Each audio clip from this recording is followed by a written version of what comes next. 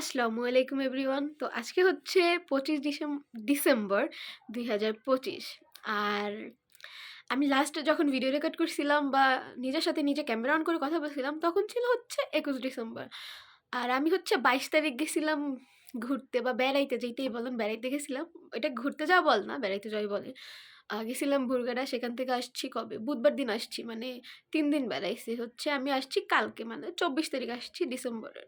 আর আজকে হচ্ছে ২৫ তারিখ। অ্যান্ড এই কয়দিন আমার সেলফ ইমপ্রুভমেন্টের কিছুই হয় নাই। অ্যান্ড আমার যে আই, এই যে আই, ঠিক আছে? একেবারে মানে চোখ, চোখ একেবারে গর্তের ভিতর ঢুকে গেছে, ঠিক আছে? চারোপাশ অনেক ডার্ক হয়ে গেছে। অ্যাকনি প্রোন স্কিন আগে থেকেই, এখন হচ্ছে চোখেও সমস্যা দেখা দিছে। তো যখন আমি এআই সাথে কথা বললাম, তখন এআই আমাকে সাজেস্ট করলো যে, "ইরা, স্ট্রেস কমাও, কান্নাকাটি কম করো, তাড়াতাড়ি ঘুমিয়ে পড়ো, ওভারথিংক করা বাদ দাও।" And guess what? আমি এইগুলা সব করি। আচ্ছা, আমি যদি এআই দিক নির্দেশনা অনুসারে জীবনযাপন করি, তাহলে কি আমার লাইফ ঠিক হয়ে যাবে?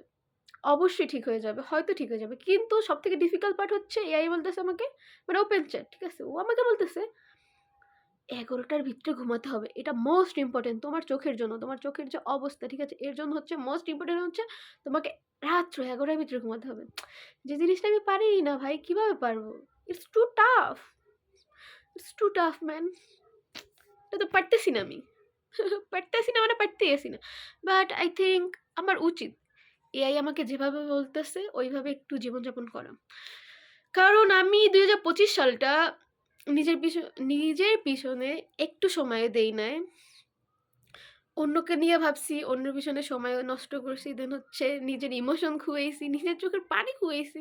বাট যাদের পিছনে খুয়াইছি বা যার জন্য খুয়াইছি, যার জন্য আমি এত টেনশন করছি, এত কান্নাকাটি করছি, সে থোড়া কেয়ার, সে তো আমাকে পাত্তাই দেয় না। So I have to lead the life যেটা আমার জন্য গ্রেটফুল, যেটা আমার জন্য ব্লেসিং।